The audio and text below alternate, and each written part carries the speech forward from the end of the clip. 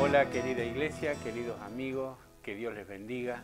Es un gozo, un placer estar nuevamente con todos ustedes para seguir compartiendo la palabra de Dios, el sermón del monte, las bienaventuranzas. Así que como siempre hagamos una oración pidiendo a Dios sabiduría de lo alto para poder comprender más y más su palabra. Padre Celestial, en el nombre de Jesús, bendigo a cada hermano, a cada amigo que en este momento está conectado, viéndonos, Señor, para recibir la gracia de Dios sobre su vida.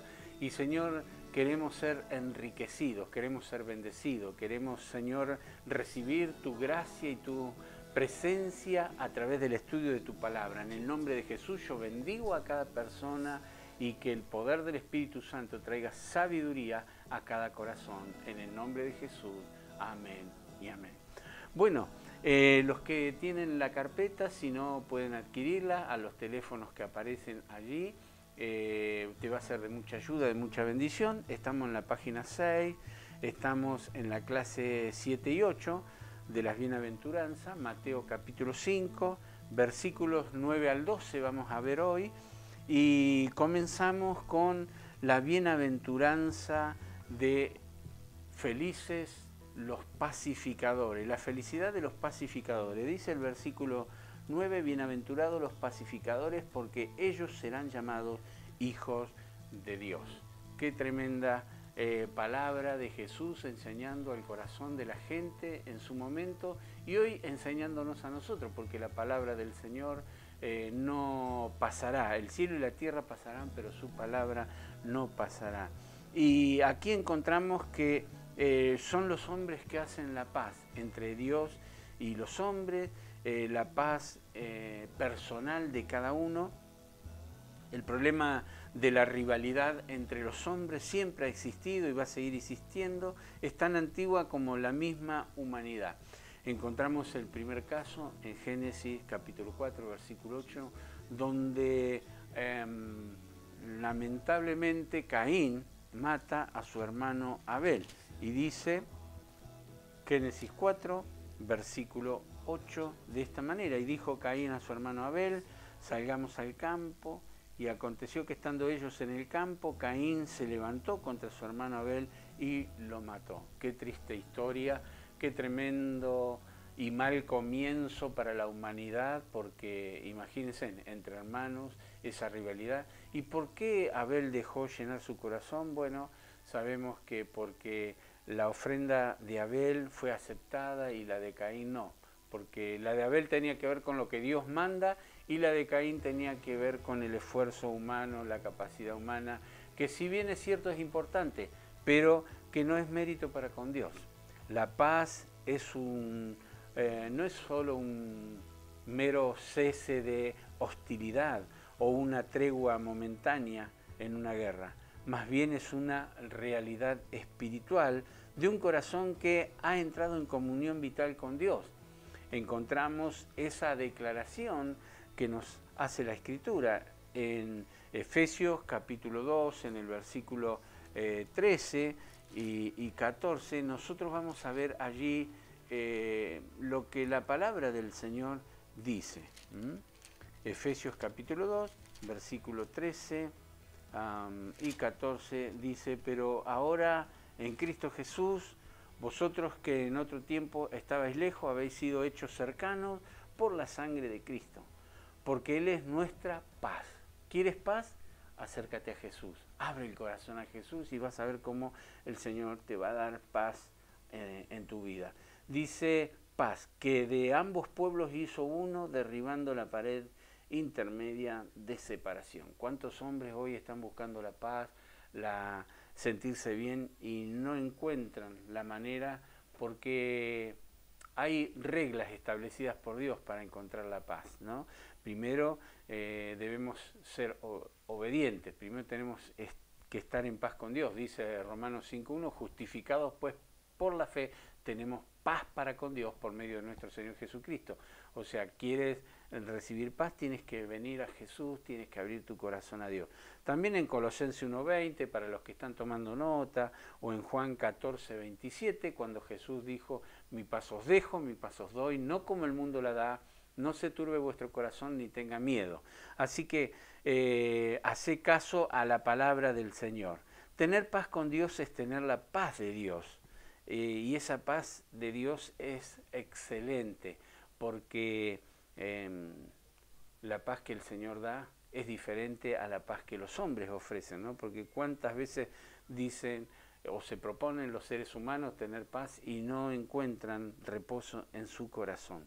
Pero no basta con vivir en este mundo en relación vertical, decir yo tengo paz con Dios y me llevo mal con mi prójimo, con mi cónyuge, con mis hijos, con mi compañero de trabajo, con el vecino me llevo mal. Sino tenemos que también tener una relación horizontal con nuestro prójimo.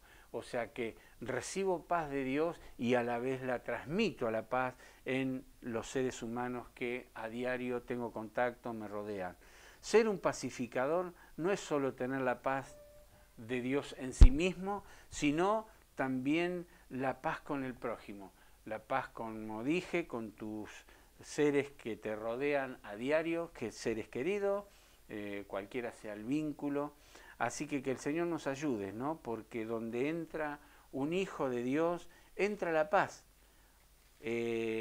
O sea, que la paz va con vos, la paz va a todos lados con nosotros. No es que, bueno, lo es de los labios para afuera, sino de todo corazón. Ahí en Lucas capítulo 10, en el versículo 5, encontramos esta palabra que dice así: en cualquier casa donde entréis, primeramente decid, paz sea a esta casa. Yo me acuerdo cuando era niño, cuando ya fui adolescente, muchos de los cristianos se saludaban de esta manera: la paz sea contigo, la paz de Dios sea para tu vida. Y bueno, hoy en día no se usa, no se expresa de esta manera, pero la realidad es que tenemos que practicarla. Hay muchas esferas de acción en la vida diaria donde podemos actuar como pacificadores. Por ejemplo, pacificadores en el hogar. Lo que Dios unió, dice la Escritura, no lo separe el hombre. Allí en Efesios, en el capítulo 5, en el versículo 21, encontramos esta palabra que dice así: someteos los unos a los otros en el temor de Dios. Si uno tiene respeto, reconocimiento de Dios, va a tener ese mismo respeto y ese reconocimiento hacia el prójimo. En el capítulo 6, en el versículo 4, dice: vosotros padres no provoquéis a ira a vuestros hijos, sino criarlos en disciplina y en amonestación del Señor. No hacer cosas que inciten, que provoquen a la ira, a la discordia, a la disensión, al maltrato, al mal humor, sino que, como dice el dicho, no eches leña al fuego, ¿no? Sino que el Señor nos bendiga y podamos ser instrumentos de paz en todo ámbito donde nos movemos. Pacificadores en la iglesia.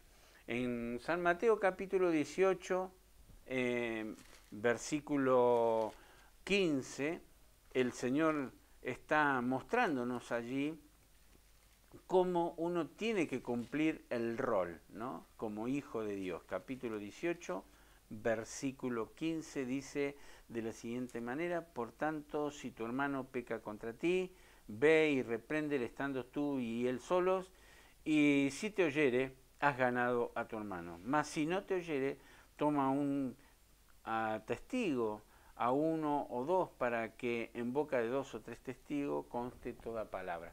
Sin duda que esta metodología a muchos no le gusta, ¿no es cierto? Si yo tengo una diferencia con alguien, que bueno, un tercero venga y nos quiera ayudar a ser pacificadores, a reconciliar, pero la verdad es que a veces, por más que uno se esfuerce, no puede solucionar el problema, entonces necesita del consejo, de la sabiduría, de la oración, de un tercero que traiga paz a los corazones y los ayude a reconciliarse. También en el capítulo 5 de Mateo, versículos 22 y 24, si estás anotando, en Hebreos capítulo 12, versículo 14 y 15, allí dice seguir la paz y la santidad sin la cual nadie verá al Señor. Y pacificadores en el trabajo. Hoy en día, ¿cuántas diferencias hay con los compañeros de trabajo, con esta pandemia que estamos viviendo, con esta cuarentena? Vivimos malhumorados, vivimos, ¿no es cierto?, bajo presión todo el tiempo, y cuántas veces por ahí una palabrita nomás nos enciende en el furor y nos lleva a una discusión, las diferencias. Dice en el capítulo 6 de Efesios, versículo 5, de esta manera: siervos, obedeced a vuestros amos terrenales con temor y temblor, con sencillez de vuestro corazón, como a Cristo. Dice que debo someterme a los demás como si lo hago con Dios, con el Señor. Y la verdad que en todos los roles de la vida, si hay un sometimiento mutuo, dice la palabra, someteos unos a otros en el temor de Dios. Si yo reconozco a la persona con respeto, con amor, me dirijo hacia ella, va a haber siempre paz entre nosotros, va a haber alegría, va a haber buena onda, como decimos, ¿no es cierto? Va a haber aquellas cosas que no es común, ¿no? Porque vivimos rodeados de discusiones, de peleas, de situaciones difíciles de la vida. Y los pacificadores serán llamados hijos de Dios, dice ahí el texto, ¿no? Y es un honor ser hijo de Dios. La verdad es que eso nos identifica. Cuando hay una persona que es famosa, o una persona que a lo mejor tiene recursos, o alguien que es inventor, alguien que sobresale, puede ser un profesional en las diferentes disciplinas, y cuando se destaca, ¿no?, y tiene fama, y después uno es hijo de, la verdad es que es un aval, es un respaldo, es un reconocimiento. En este caso, hijo de Dios. Es un orgullo para nuestro Padre Celestial decir: ese es mi hijo.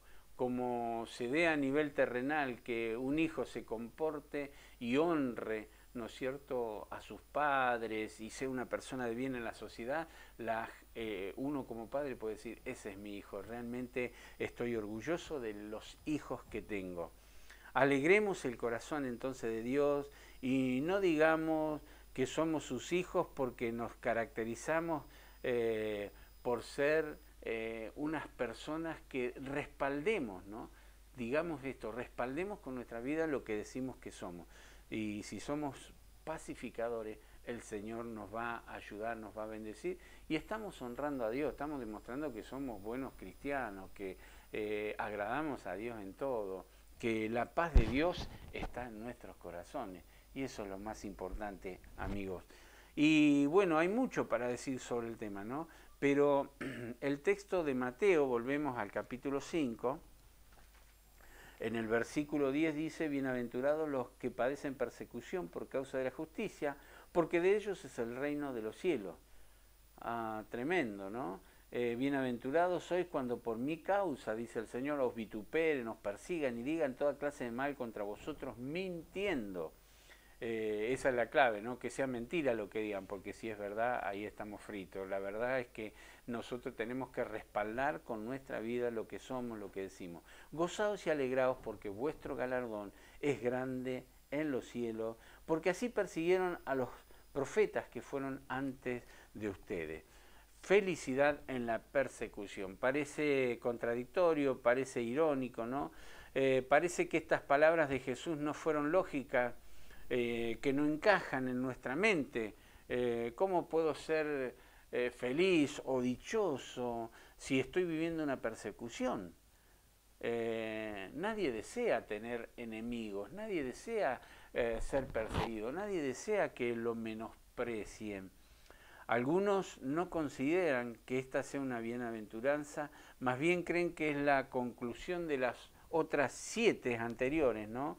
De cualquier manera será apropiado recibir por fe el galardón que Dios dice que tiene preparado cuando por causa de ser hijos de Dios, de ser cristianos, nos rechacen o nos persigan. Causas de persecución, uno puede poner a pensar, se puede poner a pensar y decir, ¿qué causas hay por las cuales puedo ser perseguido? Bueno, podemos sufrir persecución por nuestras propias causas, ¿no es cierto? Ya sea por nuestro carácter, por la falta de bondad, por ser religioso o por ser fanático. Que Dios nos ayude para que nosotros podamos en la vida demostrar que el cristianismo es ser una persona normal, común y corriente, pero que tiene a Cristo en el corazón y que de esa manera puede decir, bueno, lo que yo tengo me hace feliz, me hace bien, estoy en comunión con Dios, recibo la gracia de Dios y que lo que yo digo que soy lo respalde con mi testimonio, con mi vida, con mi conducta. Aquí en 1 Timoteo 4:12 dice, ninguno tenga en poco tu juventud, sino sé ejemplo de los creyentes y de los no creyentes, ¿no? En palabra, en conducta, en amor, en espíritu, en fe y en pureza. ¿Cuántas cosas con las cuales tenemos que ser ejemplos? Que Dios nos ayude, ¿no? La vida cristiana a veces se sufre persecución porque se vive a medias, ¿no? Y eso no sirve. O sos o no sos.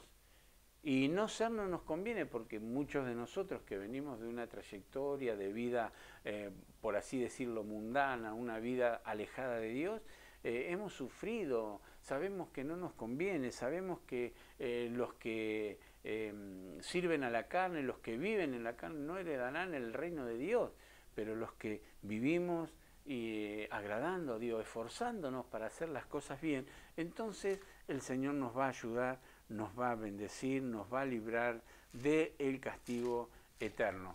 Encontramos en Primera de Juan, en el capítulo 3, en el versículo 18, hijitos míos, no amemos de palabra ni de lengua, sino de hecho y en verdad.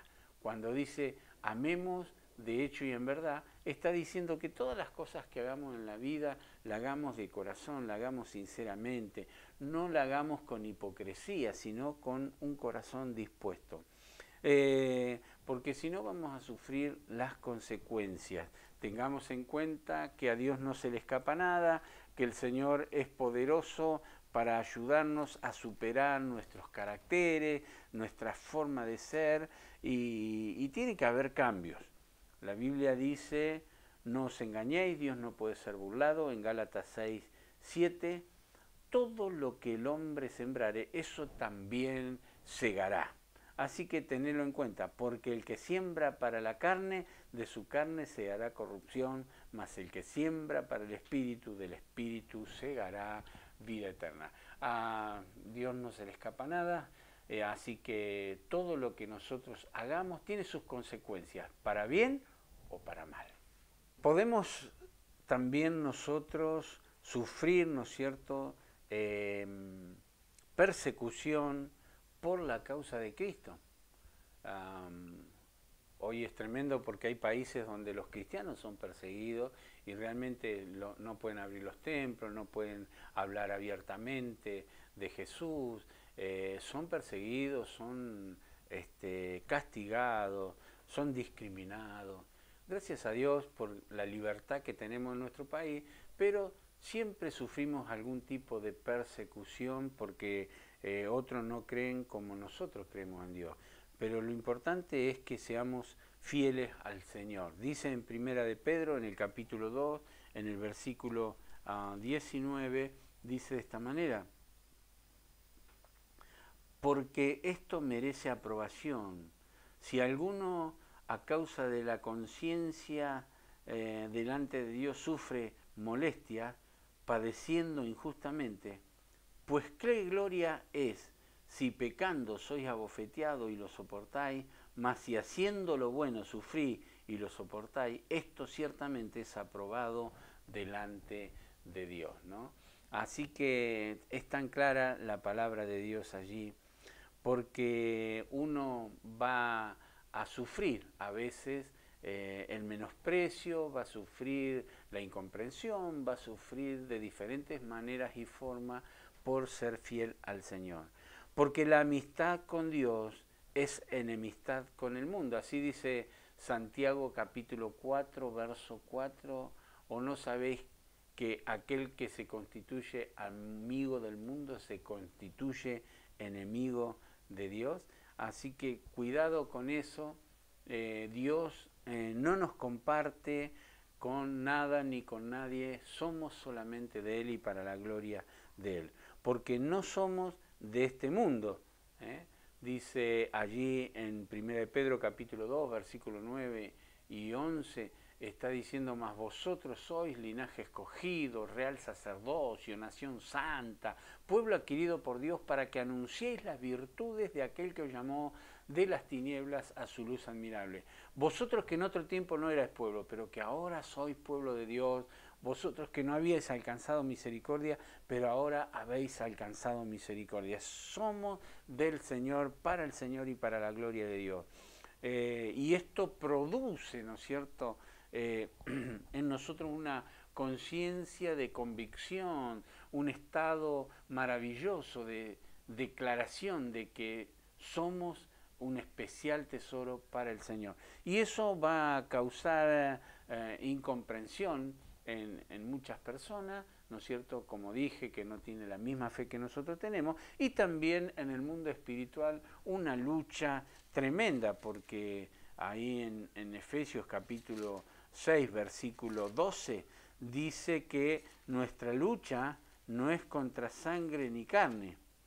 Dice, porque no tenemos lucha contra sangre y carne, sino contra principados, contra potestades, contra gobernadores de las tinieblas de este siglo, contra huestes espirituales de maldad en las regiones celestes. O sea que hay un mundo espiritual que no lo vemos con nuestros ojos físicos, pero que es real, que está y que batalla contra nuestra alma, y que nosotros vencemos en el nombre de Jesús. Recordá que viene la persecución del enemigo, te va a perseguir para que vos te desanimes, para que vos no hagas la voluntad de Dios. Pero recordá siempre que si le eres fiel al Señor, si en lo poco eres fiel, en lo mucho el Señor te va a poner. Ahí dice que hay una recompensa, ahí la bienaventuranza dice que hay una recompensa para los que sufren persecución por Cristo. Y en el versículo 12, ¿no?, en Santiago 1:2 también lo menciona, de que tenemos un galardón, un premio, un regalo maravilloso del Señor. Así que las aflicciones del tiempo presente no son comparables con las glorias venideras, con la victoria, con la recompensa, con la bendición del Señor para nuestra vida. Tenemos tantas cosas para mencionar en la Escritura acerca de lo que nosotros heredamos, de lo que nosotros tenemos, una ciudad donde vamos a habitar, un lugar donde vamos a estar sin pecado, sin enfermedades, sin sufrimiento, sin problemas, sin enfermedades, con gozo, no existirá más el pecado. Así que ya imagínate qué recompensa es esa. Y estando con el Señor, y hay coronas, dice, preparada para nosotros, vestiduras nuevas. Hay tantas promesas del Señor que no es el tema de hoy y nos llevaría mucho tiempo tratarlo, pero pensá, si eres fiel al Señor, recompensa tendrás de parte de Dios. Recuerda que todo lo que siembres, eso va a cosechar. Si siembras para la carne, de la carne segarás corrupción. Pero si siembras para el Espíritu, del Espíritu segarás vida eterna y bendiciones del Señor. La persecución no es para siempre. Tenemos que entender que, bueno, el Señor nos hace vivir tiempos de avivamiento, tiempos de crecimiento, tiempos de bendición sobre cada una de nuestras vidas. Ahí en 1 de Pedro, en el capítulo 5, en el versículo 10, está diciendo la palabra de esta manera: más el Dios de toda gracia, que nos llamó por su gloria eterna en Jesucristo, después de que hayáis padecido un poco de tiempo, Él mismo os perfeccione, afirme, fortalezca y establezca. A Él sea la gloria y al imperio por los siglos de los siglos. Amén. Cristo venció en la cruz del Calvario para que nosotros seamos libres. Y terminando ya, Dios transformará las situaciones. Romanos 8:28 dice que a los que aman a Dios todas las cosas les ayudan a bien, aunque parezca adverso, aunque parezca que Dios no está, aunque parezca que el enemigo ha vencido, no, todo lo contrario. Cristo venció el poder de Satanás en la cruz del Calvario y nos dio la victoria. Así que gozaos y alegraos porque vuestro galardón es grande en los cielos. Quiero cerrar con una oración, pidiendo al Espíritu Santo que nos siga fortaleciendo, nos siga llenando de la gracia y de la bendición de Dios en nuestras vidas. Así que unite con tu familia allí, con quien estés, y oramos al Señor. Padre Celestial, en el nombre de Jesús te damos gracias por esta palabra que hemos estado compartiendo y te pedimos, Señor, que nos ayudes a vivirla, porque de eso se trata, de poder experimentar, poder practicar, poder vivir lo que tú nos dices en tu palabra.